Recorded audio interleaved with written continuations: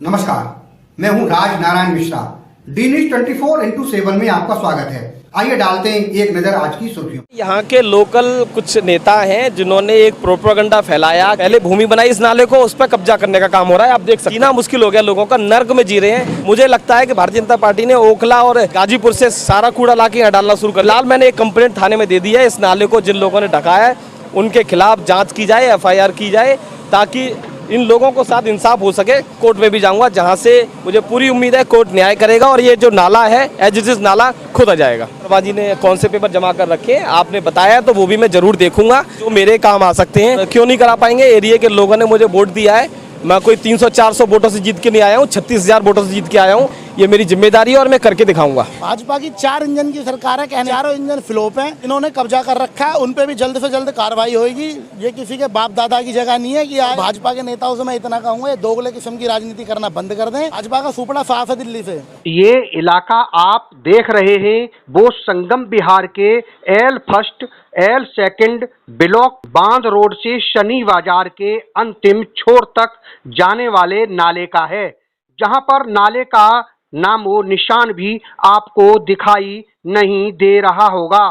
यहाँ पर आपको जो दिखाई दे रहा होगा वो भू माफियाओं द्वारा इस नाले को मिट्टी से भरकर जमीन को छोटे छोटे प्लाटों में गरीब भोली भाली जनता को बेचकर मोटी रकम वसूलकर चंपत हो जाने का है।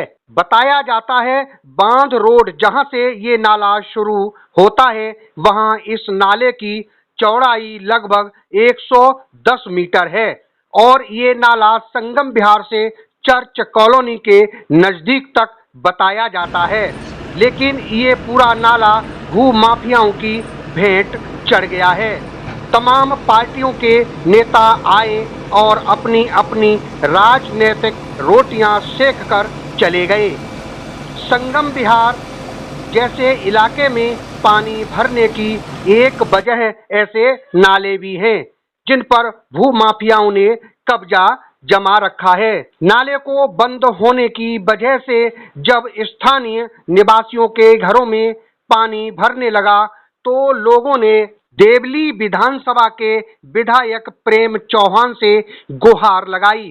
तो विधायक प्रेम चौहान ने मौके पर जाकर जनता की समस्याओं को भली भांति समझा और तुरंत JCB मशीन से वैकल्पिक पानी निकासी की व्यवस्था शुरू कर दी और स्थानीय जनता को आश्वासन भी दिया कि भविष्य में इस नाले से भू माफियाओं का कब्जा हटवाया जाएगा और इस नाले की सफाई भी कराई जाएगी।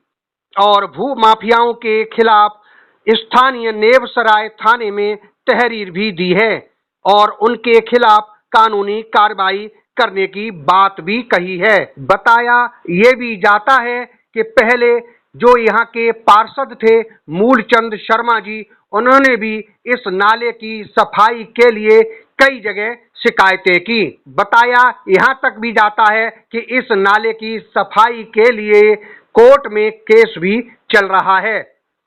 अब देखना ये होगा कि इस नाले की सफाई के लिए स्थानीय विधायक प्रेम चौहान इस नाले की जल्दी सफाई कराई जाएगी और भू माफियाओं से मुक्त कराया जाएगा।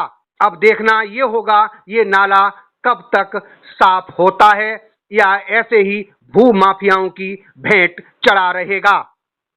डी न्यूज के लिए राज नारायण मिश्रा की ये रिपोर्ट।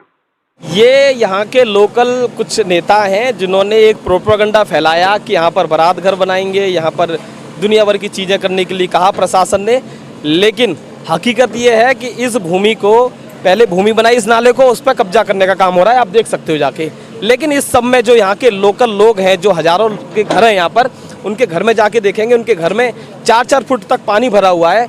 लोग जीना मुश्किल हो गया, लोगों का नर्क में जी रहे हैं। तो आज मेरी कोशिश है कि JCB लगा के ये पानी की निकासी बनाने की जो मेरी जिम्मेदारी है वो मैं कर रहा हूँ।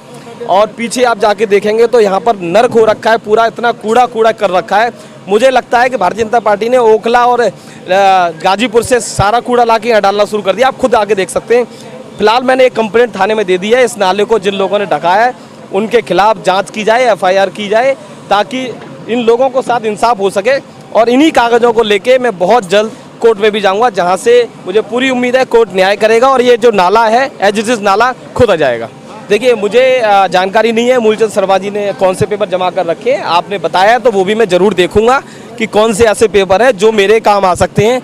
लेकिन फिलहाल मैं कोर्ट जाने के लिए सिर्फ इसलिए चाह रहा हूँ कि जो नाला है वो नाला खोदा जाए, ताकि लोगों का जो जल निकासी है वो हो सके, बरसात में जो पानी आता है वो निकल सके, जो डेली यूज़ का वेस्ट है वो निकल सके, क्योंकि ये एक बेसिक चीज़ है जो हमें देनी चाहिए जनता को। आपको लगता है कि आप इस नाले को साफ करा पाएंगे? नहीं, मेरी पूरी कोशिश है। और क्यों नहीं करा पाएंगे, एरिया के लोगों ने मुझे वोट दिया है। मैं कोई 300-400 वोटों से जीत के नहीं आया हूँ, 36,000 वोटों से जीत के आया हूँ। ये मेरी जिम्मेदारी है और मैं करके दिखाऊंगा। नीरज जी, क्या कहना चाहेंगे आज जो कार्रवाई चल रही है उसके बारे में? जी, पिछले 2-3 महीने से यहाँ के लोग बाग इतने दुखी हैं। ये एल सेकंड की जगह है। यहाँ पे पहले जब बरसात होती थी तो सारा पानी नाले के अंदर आया करता था। भाजपा की 4 इंजन की सरकार है कहने को तो, लेकिन चारों इंजन फ्लॉप हैं। भाजपा वाले कोई काम नहीं कर रहे दिल्ली के अंदर। और जब यहाँ पे बरसात हुई, लोगों का इतना बुरा मंजर था, लोगों के घरों में घुटने घुटने तक पानी चला गया था। लोगों ने खाना नहीं बनाया 3-3, 4-4 दिन तक। अब आप सोचो, जब बरसात का पानी, रुका हुआ पानी, नाले का पानी लोगों के घरों में जाएगा, कितनी बदबू होगी उस खाने घरों के अंदर। तो लोग कैसे घरों के अंदर रहेंगे? लोग अपने घर छोड़ के चले गए थे 2-3 दिनों के लिए। जो भू माफिया है उन्होंने कब्जा कर रखा है, क्या कहेंगे उनके बारे में? जी, जिन्होंने कब्जा कर रखा है उन पे भी जल्द से जल्द कार्रवाई होगी। ये किसी के बाप दादा की जगह नहीं है कि आए और अपनी ईंट पत्थर लगाए और यहाँ पे जी हमारी जगह होगी। जिन्होंने कब्जा कर रखा है नेताजी द्वारा, उन लोगों पे भी जल्द से जल्द कार्रवाई होगी। और जितनी सहूलियत नेताजी प्रेम चौहान जी द्वारा, विधायक जी द्वारा हो सकती है, वो जल्द से जल्द लोगों को कराई जाएगी।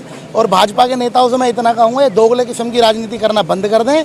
दिल्ली के अंदर आप लोगों को अगर दिल्ली में चुना गया है तो काम करें, वरना आने वाले समय में मैं यकीन दिलाता हूँ कि ये भाजपा का सुपड़ा साफ है दिल्ली से। अगर आपने हमारे चैनल को सब्सक्राइब नहीं किया है तो सब्सक्राइब करें और बेल आइकन दबाना ना भूलें। और हाँ, लाइक और शेयर ज़रूर करें।